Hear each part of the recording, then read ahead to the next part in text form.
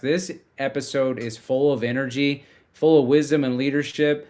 And there's a lot of strategy involved too about your own career. But also, some of you might find yourself in a similar situation with institutional change in college athletics. New Haven went from a decision of 5 to 7 days. It took them to decide to go from Division II to Division I, and Devin Crosby led and is leading that charge for the Chargers. He spent a long time at Lynn University as a Division II athletic director, but he also spent a lot of his career as a D1 administrator. And so we focus heavily on not just the institution, but also how if you get into the chair and you can apply for those jobs, even if it's not D1, it can help you eventually get to your goals. And you can learn that as kind of a learning ground until you're ready to then launch into the later parts of your career. I've been talking about this, how I think D2 presidents need to be looking at some D1 administrators for jobs, and D1 administrators need to be interested in D2 AD openings. I've got a D2 AD hiring tracker on my website now. We're going to talk about why we both think that you might need to think more institution and then getting the reps on the job in the chair instead of just what number comes after the D. Devin Crosby, the athletic director at the University of New Haven, on Higher Ed Athletics. So, Devin, let's start with New Haven's 5-day decision to go D1. Take me into the huddle of those 5 days and the many conversations, even considering such a move. You know, Travis, I'll tell you, the credit really goes to my boss. It goes to our president, Jens Fredrickson. He's a forward-thinking leader, exactly what higher education needs at this moment. And so I'll unpack the moment for you a little bit. So I'm sitting in Jens's office. It's late April, last year at this time, and we're talking about our campus in Saudi Arabia. We're talking about the fact that we have the top sport management program in the world, not just the country, but in the world. We have an innovation center that's making an impact on global business in the Connecticut and the region. And literally during that time, Travis, I'm sitting there and I asked the question. I said, how do we use athletics to really magnify what we're doing? How do we expose this with athletics? Now, mind you, we're Division II and we're just thinking about what can we possibly do. But in that conversation, we really started thinking about Division I. It was really almost like what would you call one of those just brainstorming sessions just to think about or consider the idea. So I leave the meeting. The very next day, I get an email from the president's office. And it's literally right at that moment, if you can imagine, it's literally 3 vice presidents, me and Jens. Brian, Greg, and George are 3 vice presidents. And we went deep. We talked about the pros, the cons, the risks, the exposure. What would this actually look like if we made this type of decision? And Jens, who was a former student athlete, he was a tennis player at Vanderbilt, he says very directly, Travis, here's what he says. He goes, Devin, if we make the decision to go Division I, can we do this with no additional expenses? And of course, me being a track and field athlete, I like pain. I can manage pain pretty well. I said, yeah, we can do it. And literally, we had that really uncomfortable conversation right then and there. I said, we can do this as is, no additional budget expense going from Division II to Division I. And Travis, that was the easy part. Because now we make that decision, but now we got to get accepted. We have to get an invite from a league. You can't get into Division I unless you have a conference invite. So I find a mutual connection that very night. So if you're following this, the conversation's on a Thursday. On Friday, I'm sitting in a small room with Greg, George, Brian, the vice presidents, Jens and myself. Jens asked me, can we do this with no extra budget? I said, yep, of course we can do it. We'll raise all the money. And now I'm trying to find a conference for us. So I use my mutual contact and I text Commissioner Noreen Morris of the NEC. She doesn't know me from a can of paint. And literally she responds to the text. We speak the next morning and literally things start moving pretty fast. But here's the thing, over the next 7 days, now we're pulling together budgets. We're pulling together academic information, our strategic plan, the vision for the institution, everything. I mean, Commissioner Morris, Noreen, she was very thorough. Most schools, Travis, take anywhere from 4 to 8 years to do this. We did it in 7 days. I'm gonna let that marinate just a little bit. 4 to 8 years, most schools. And Jens, Devin, Brian, George, Greg, Ashley, who was our deputy AD at the time, we put this together literally in 7 days. So now we go through that, and our president, Jens, he has to now meet with the NEC presidents because, again, this is about their brand. They're just not going to let any institution in the NEC. And Jens went through that time with the presidents, got the vote of confidence, and we literally were given the invite at that point in time. And I'm so thankful for Jens because he had to present our case in a very clear and concise way on what New Haven is doing and what our plans are. And without Jens, we don't go Division One. So you all didn't, with it being that quick, like a couple of follow-ups to that. One, did you all, so you didn't have time to use like a service or do a report. You all did this in-house, it sounds like right away, like get down, like almost like startup mentality, right?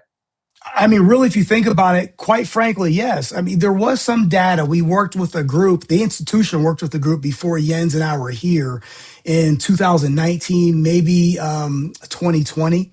So there was some data that we were able to kind of go back and look at and just explore. But that really went to rest. When I interviewed here in 2024, there was no conversation about New Haven going Division One. Wow. And then so when you were at Lynn for almost 8 years, I think, right, or about 8 years, did anyone ever, have that discussion about someone try to pull Lynn to D1 that you maybe had that background experience of what it would even look like, or was it just completely new? No, absolutely not. It was completely new. Lynn, we had never discussed going Division One. Again, when I interviewed here, I'll never forget David Peterson. He is our he's the board chair or co-board chair here at the University of New Haven. Former football player, one of our gracious donors. We have one of the nicest weight rooms in the country, irrespective of division, and it's called the Peterson Performance Center, and that's based off of David Peterson. And he said to me in an interview, he goes, "How do you feel about going Division One?" And my response to him, I said, "David, we're going to be the best Division Two athletics department we can possibly be. But if at any point in time there's a response or an ask or request for us to go Division One, I will make sure I use my relationships. We will find a conference and we'll move Division One, and we'll do it quickly." And again, we did it in 7 days. Another week of higher ed athletics and another partnership announcement with AD Vantage. People are finally figuring out why I partnered with them, why Tanner Stump and his team have created the money ball of college athletic departments. Clemson, Louisville, Charlotte, Boise State, Coastal Carolina, North Texas, Missouri State, and Indiana State have all made the decision to partner with AD Vantage. If Tanner Stump had to describe what the company was and what it did for athletic directors, it'd be Moneyball. Not because it replaces those experts with spreadsheets, but because it helps leadership teams make smarter resource decisions that actually translate into winning. Look at the coach effect score. So when you zoom out across the industry, there's definitely no shortage of data, but there is a lack of context with that data. You can see what programs are spending, but not always what they're getting in return. So AD Vantage, they start to connect those dots for you. So it's not another expense line. It's a smarter way to deploy the ones you already have. I read you the list of partners. There's probably going to be another one soon. Why not you? Your competitors probably have already talked to them. College athletics is a decision sport. Make the right one and contact AD Vantage. Tell them Travis from Higher Ed Athletics sent you. Gosh, that's crazy. And so all of a sudden you have to get ready for this and you had to fundraise it, and you've had some successful fundraising in your time there now. So what was your strategy to get buy-in at the levels that you had to see basically to get people on board? Because it's almost like a litmus test to see like if your fans in your community are on board for the D1 momentum. It's very true. We raised $9 million last year, Travis. And there's a fundraising philosophy that I think about, and I've been told this, long years ago, is that people give to people that they know, trust, and believe. I think it really just comes that simple. So I'll tell you this little bit of a story because I think it really plays into what this was really all about. Our vice president for development, Brian Otis, he was getting one of those people in that room when we made decision to go Division One. He's organized, he's thoughtful, he's engaging, and he has an outstanding development team. We function at a very high level, Travis, here at the University of New Haven. So I say all that because now, after we made this decision, it's those 7 days, if you will. We're trying to think about that. There's application fees. We have to pay the conference that we're leaving in Division Two, the exit fees. There's a substantial amount of money that has to be poured into to make this move. So we're having a meeting. And during that meeting, Yen says to me, he goes, "Hey, listen, we need to go see Jeff." Now, Travis, and anyone listening right now, you guys are like, "Oh, who's Jeff?" Well, Jeff Hazel, again, another one of our gracious donors. So, and he's a dear friend of mine, a dear friend of Yen's and to Brian. And I said, "Okay, great. We'll pack our bags and I guess we'll be going to see Jeff in maybe a week or so." The very next day, Travis, I'm sitting in my kitchen. I'm eating a bowl of cereal in the morning, and I get a text alert saying, "Jump on this Zoom." I jump on a Zoom. It's Jeff Hazel and it's Brian and Jens in Florida with them. And I'm eating a bowl of cereal in Connecticut. And literally at that moment, Jens says to me, he goes, "Hey, Devin, I need you to tell Jeff why this is so important of us going divisional and what this is going to do." I put my bowl of cereal down. If you're thinking it was actually Cheerios, I put that down. And at that very moment, that's when I said, "Jeff, we need you." The University of New Haven does not accomplish this Division One, which is going to impact the city of New Haven. It's going to impact Connecticut without you. And he literally gave a multi-million-dollar gift in that Zoom call with Brian Otis and Jens Fredrickson down there in Florida with them, and me eating a bowl of cereal in my kitchen. Man, that's when you gotta pour yourself another bowl after that call, right? Just I like think I did have a celebratory bowl. that's awesome. And just being able to, I mean, that's a good tip on people like always being ready to know what your key Yeah. talking points are, right? I think it was Yeah. the AD at Western Michigan, I think in an interview once said that he always tried to have like two or three themes that any talk, any fundraising or any, conversation really that he Yeah. knew he needed to hit on those two or three and not to get more than that because people will make it, be difficult for them to remember. Sounds like you were prepared with like what the maybe two or three most important talking points were for you to the point where you could literally just get a text at your in your kitchen and jump on and hey, communicate this. Like, what's your kind of advice for people that maybe need to stay ready for that? Absolutely, Travis. In the Western Michigan AD is spot on correct. At the end of the day, you have to believe in what you're doing. Because again, go back to that theory, people give to people that they know, trust, and believe. So you have to believe in what the institution is doing. You have to believe in what your athletics department is doing. And I love that. You want to keep it to 3 points, no more, no less. I think you go more than three, you have actually absolutely nothing. And be prepared Yeah. to state those 2 or 3 points in a very concise manner. Yeah, and let's move to like past that 7 days. And so now you're in the thick of it. Like you've got an invite. You've got to imagine like just this day to day and the long term blueprint. Like how did you all as a department and a university prepare for the like what the plan would be, and then also like what is maybe their successes or I won't call them failures. I'll call them learning opportunities in case someone can benefit from that. Whether it's I mean this could be from going from D2 to D1, but with this audience, it could be from FCS to FBS. It could be just changing conferences. Like maybe just talk through that short term and long term strategy. Learned a lot about the University of New Haven and who we are through that process. Because if you can think through this, I hadn't worked at the institution for a year at this point in time.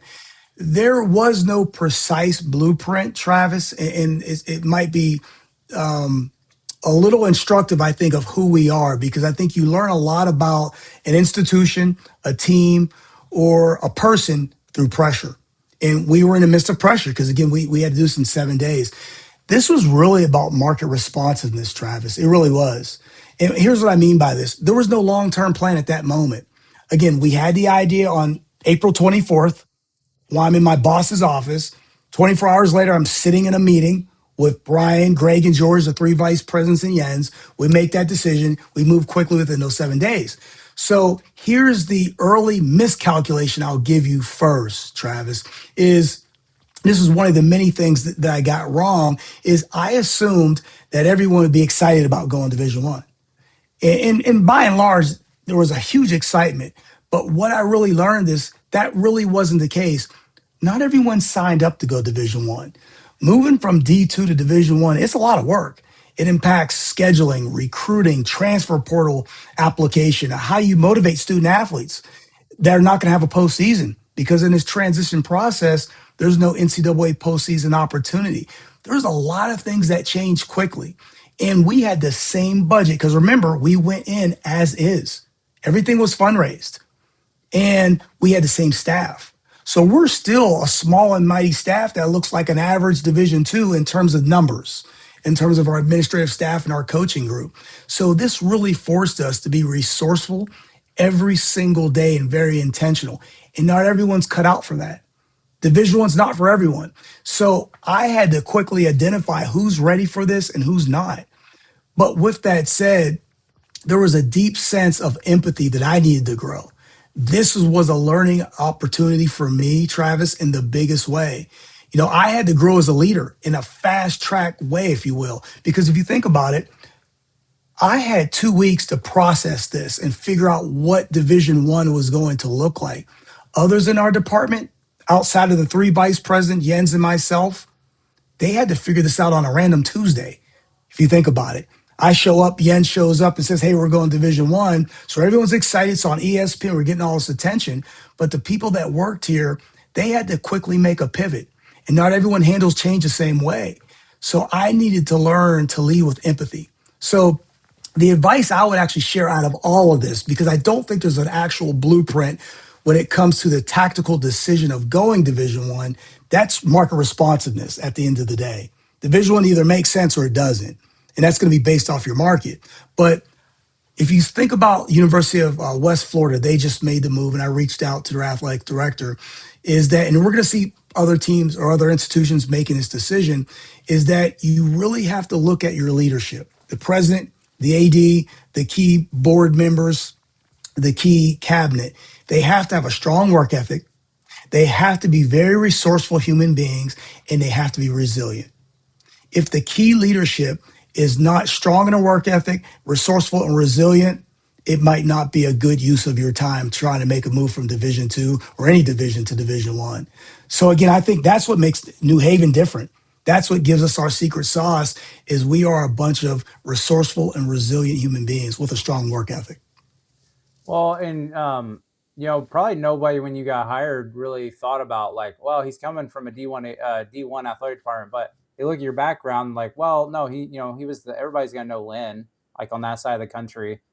He was there for 8 years. And then the fact that you made the decision so quick, like I don't know if there was rumors over the years there from before you got there about D1, but I spent 4 years as in the administration at University of Indianapolis, powerhouse D2 program in the Midwest. Yeah. There was not when I was there, but there was always rumors about going to the Ohio Valley Conference and that they wanted them, and that the former president was really wanting to push to D1. He left for a D1 university presidency, and then the rumor always stayed, and like wonder what the board's thinking, and then they got a new president, and so all of a sudden there's athletic director changes, like the legendary Sue Willie was gone. So there's always this, there was like several years of this like lingering rumor of like, will they go D1? And from what I was told, many of the coaches that were successful there did not want to go D1. They liked the D2 model. They dominated for most part. Almost every sport was dominant and would win championships, conference or national. And I think looking back, like you guys just ripped the Band-Aid off. And I think that probably, yes, it was shock absorption for your staff and your coaches, but at the same time, it keeps the rumor mill and the uncertainty and like the bitterness out of the whole equation. Like, it's just like, hey, decisions made by the university, we're moving forward. Hopefully you'll stay. And if you really just are that against D1, then they have a chance to, during the reclassification to get out. But like, I think the speed of it is probably kind of a superpower in the whole thing. Would you agree? Yeah, I would agree, Travis. I think higher education is a very unique sector. If you think about this, it's shared governance, and when you have shared governance, you have a lot of opinions. So when an institution is trying to make a decision as large as going from Division Two to Division One, you're going to have a lot of opinions, and you could get stuck in this paralysis, if you will. of trying to analyze all the information to get to a point. And again, I think the muscle and the leadership style of Jens to look at this as very strategic, to look at this as, okay, it's risk management. And again, to look at the market responsiveness. I think that's the separator there. And again, I can't say it enough. That's why I'm so thankful for being able to report to a boss like Jens Frederiksen, who gets the marketplace. He also gets higher education. But oftentimes institutions, particularly in higher ed, can get stuck in that analysis. Well, and one serious question that I meant to start with was, how long did it take you to get used to the blue turf? I'm looking actually over across the camera right now. I'm actually looking at the blue turf right now, and you might even see it behind me here on the screen. So luckily, my favorite color is blue. But I'll tell you a quick little story behind it. Back in the late 80s, maybe it's early 90s, Boise State, they reached out to the University of New Haven about the blue turf. And they were asking, could two institutions exist with this iconic blue turf? So I got a thought process. I got an idea. Let's settle this on a football field. Let's have New Haven versus Boise State. Somebody has to reach out to Jeremiah Dickey, and let's make this happen. I know Jeremiah. We can get. He's a former guest on the podcast. He's a great friend of mine too. Yeah, he's a great guy, and yeah, I think that'd be cool. Well, that kind of leads into something I wanted to ask you about. Yeah, I want to ask about a couple of that just tells people that you do think differently and you're creative. But you all started this thing called the 77 Classic. So talk to me about that idea behind this home and home with Marist that is scheduled through 2032. And I mean, sounds like it was, I don't know if there were any other sports that have played or if there's a historic there, but now when you're going to Division I, sound like you just found like a regional rivalry to try and start. Yeah, and I'll tell you, there was nothing, I guess, in the past that anything to connect Marist and University of New Haven. Again, with us being Division II, there really wasn't much of a connection. But I'll give you the reality of the situation. It really came out of desperation. I'll be straight. Coach Mark Powell, our football coach, he was new. He was new in the role. We just go Division I. We had no schedule. We had lost our entire Division II schedule. And Travis, you know this as well as I do, and everyone listening, is football schedules are put together 3, 4, 5 years in advance. And here we are on May 6th with no football schedule. A lot of our student athletes on a football side, they had jumped in the transfer portal because they weren't sure we're going to have a football season because we didn't immediately go into the NEC for football and all the other sports we did. So this is what we did. Every night, Coach Mark Powell and I would sit in my office right back here at that desk. He'd be looking at me. He'd bring in some donuts. I'd have some beef jerky, and we'd be drinking soda from like 9 o'clock to about 2 in the morning. We did this straight for about 18 days. He would be texting football coaches. I'd be texting ADs. And finally, Tim Murray at Marist was one of the first to respond. And he said, yeah, he goes, he'll make it happen. And you think about it, Marist didn't need this game. They already had their 11 or 12 games worked out. So I'm just thankful that Tim Murray, he answered the call. He said yes. He gave us the opportunity. And the game just made sense. Like you said, it's 77 miles away. And for the next several years, it's going to be New Haven versus Marist. It's going to be the very first Friday of the season under the lights, whether it be at Marist or New Haven. So big shout out to Tim. Gosh, that's awesome. And then I remember this from when you were at Lynn, because I have Nova Southeastern ties in the Sunshine State and that we had talked about, but you had something called the South Florida Showdown. You talk about that idea, and then also, is this something that you think realistically, based on schedules, that any Division I school would consider now? You know, the South Florida Showdown, quite frankly, Travis, that was a way for us to expose Lynn University. We wanted to expose Lynn University. We know in Boca Raton, Florida, that there was a lot of knowledge of Lynn, but we weren't certain if anyone knew a lot about Lynn across the country. So we wanted to really change the narrative.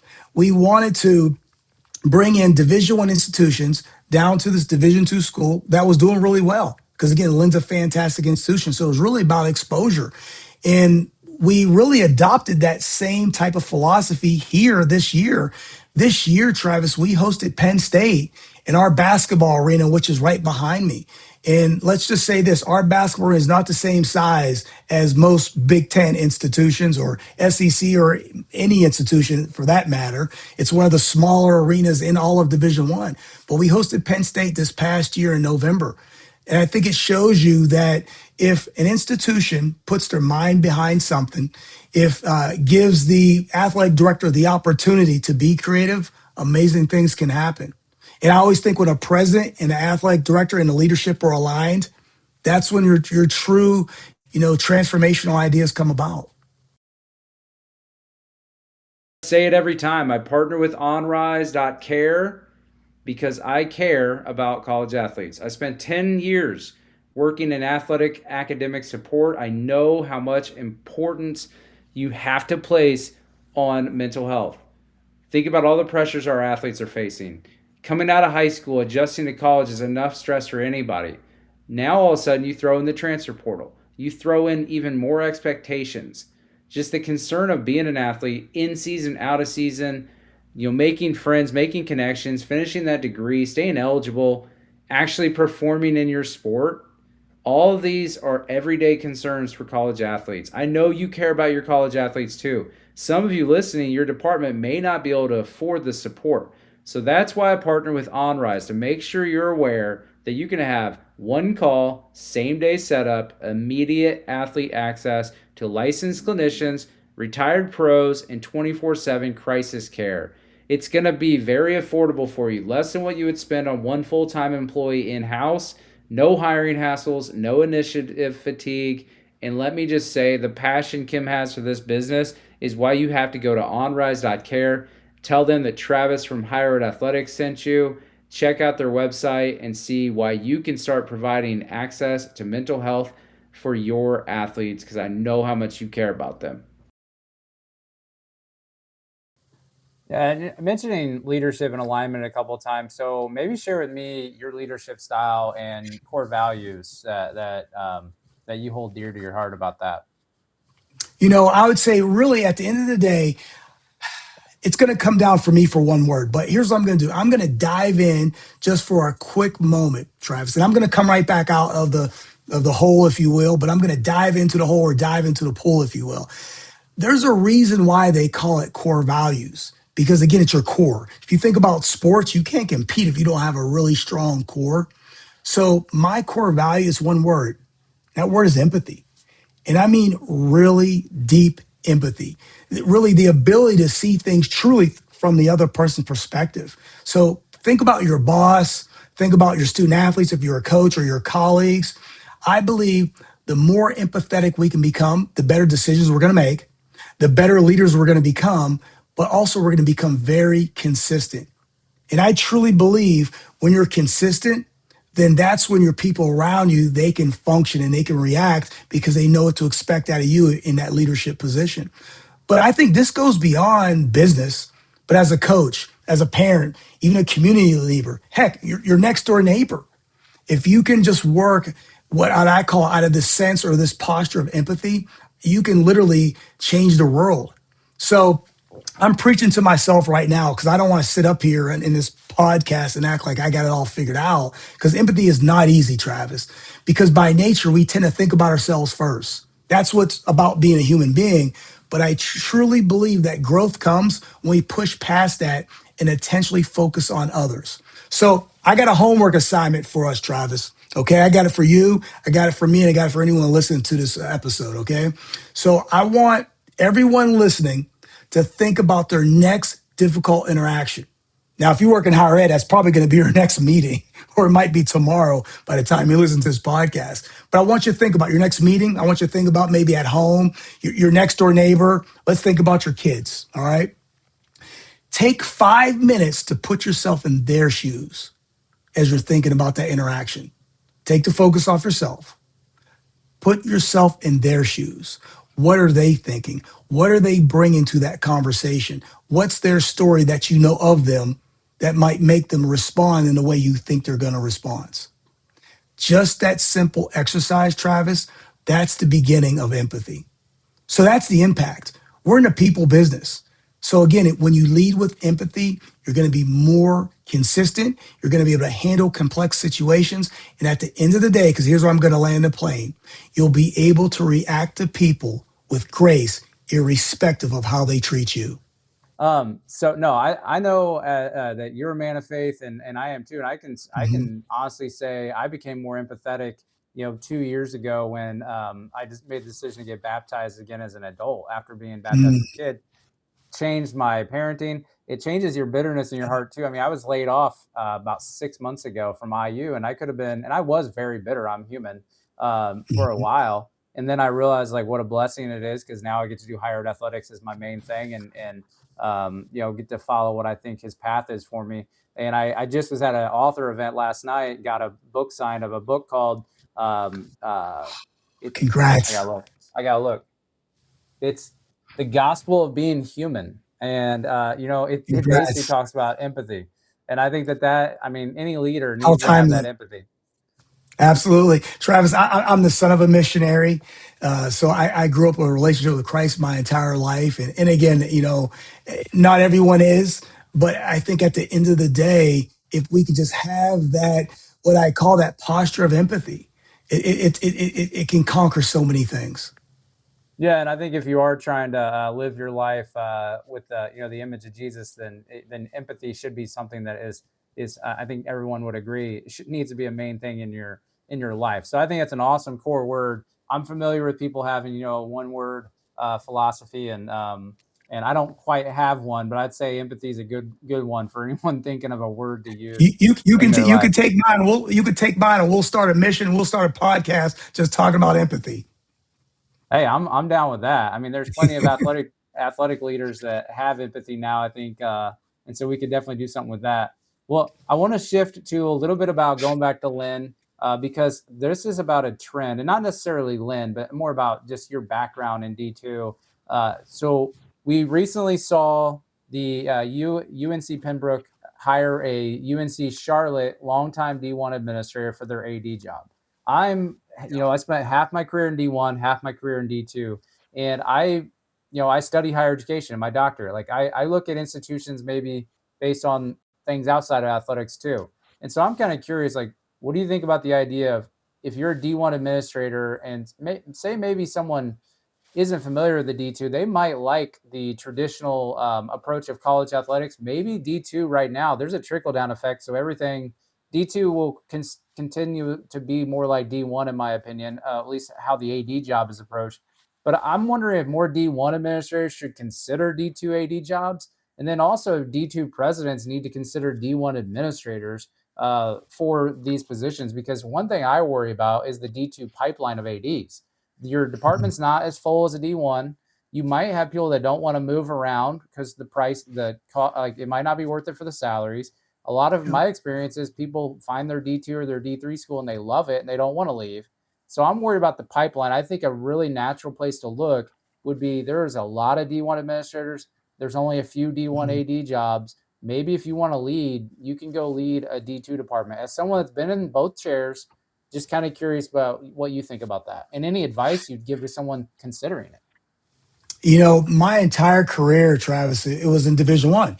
Though I was a student athlete at Slip Rock University in Pennsylvania, a Division two institution.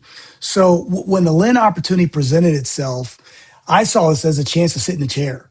I saw that as precisely as what it was. But I'll share this with you, and I want to be as transparent as possible because I think in this business, we're all here to help each other. And I'm so thankful for the athletic directors who have helped me. So the original plan when I got to Lynn was that I'd be at Lynn for 1 year and then I'd move back to Division One. That was the team Crosby plan. My wife, Cindy, we had already, discussed it because I was at Kent State prior to Lynn as the deputy AD there.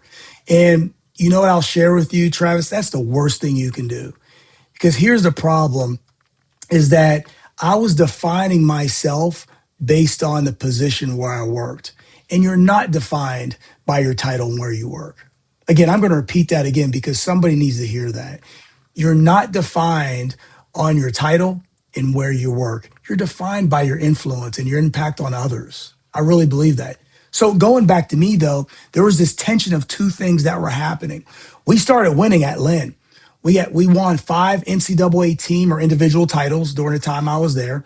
We got the largest apparel deal it was with Adidas in the history of Division Two. Things were starting to work really well. But even with that success, Travis, there was a void in me. I was trying again to define myself by my job. So I was chasing Division One instead of focusing on that impact. So 2023, that was a pivot for me.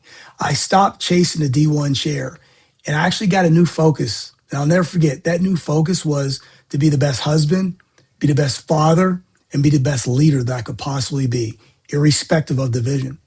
So the full circle moment that I'm going to share, and I'll get to the advice, was I started at New Haven in August of 2024, fully committed, again, to being the best father, being the best husband, and now being the best leader at the University of New Haven. And then on April 25th, 2025, less than a year later, we make the decision to go Division One. So here's the lesson I learned. And again, I'm going to land the plane on this one, is I learned something profound. When you take the focus off yourself and when you treat people the right way and you work hard, things have a way of working out. Yeah, that's just incredible advice. And you kind of just answered what was in my head. I was thinking is at some point, do we put too much emphasis on the division structure and we don't maybe pay attention enough about the institution structure and where as a leader do you align with that institution? And it Yep. sounds like, if you follow your advice, that might be something that more people need to think about. So no, that's powerful. And was always curious about, because when you started at Lynn, I was just removed from Nova Southeastern. And so I knew like every AD, like I didn't know them personally, but I knew very much about the Sunshine State Conference. And I was surprised, like, oh, they went and got a D1 person. Maybe you just kind of naturally assume that like, oh, they're going to plan to go D1 or something. Instead, you just turn out a very, strong D2 athletic department and one of the best conferences in Division II. And by the way, Boca Raton, one of the most beautiful cities in the world. I will say that between Lynn and Florida Atlantic, everybody should know it pretty well. But no, I think that's powerful advice. And thanks for that transparency into your own thinking process. Absolutely, Travis. And I'll just add this part on to it, and I'll keep it very simple. I tend to reduce things down to its simplest form. I really don't know any other way. But this is my advice for anyone thinking about Division Two or sitting in the AD chair. It's really this simple. It's 2 steps. Step 1, apply for the athletic director job. Step 2, if you're offered a job, take it. The reality is there's no substitute for sitting in a seat as an AD. The things that you're going to learn sitting in a seat, no matter the division, it's invaluable. So whether you're in Division One, Division Two, Division Three, heck, Division 47, it doesn't matter. The leadership lessons you're going to gain, they're going to magnify and they're going to shape your career. Yeah, and I know I'm going to miss some of them because there's more than I can count on one hand. But you look at Sean Frazier at Northern Illinois. He had spent time Good in friend. Division III.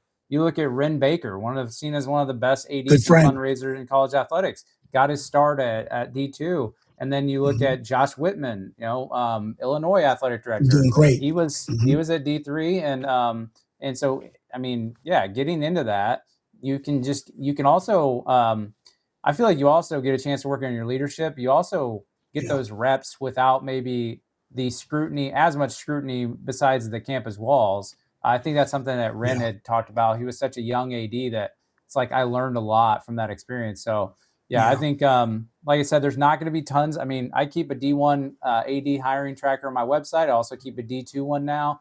And there's not that many jobs for how many people want to be D1 athletic directors. And Yeah.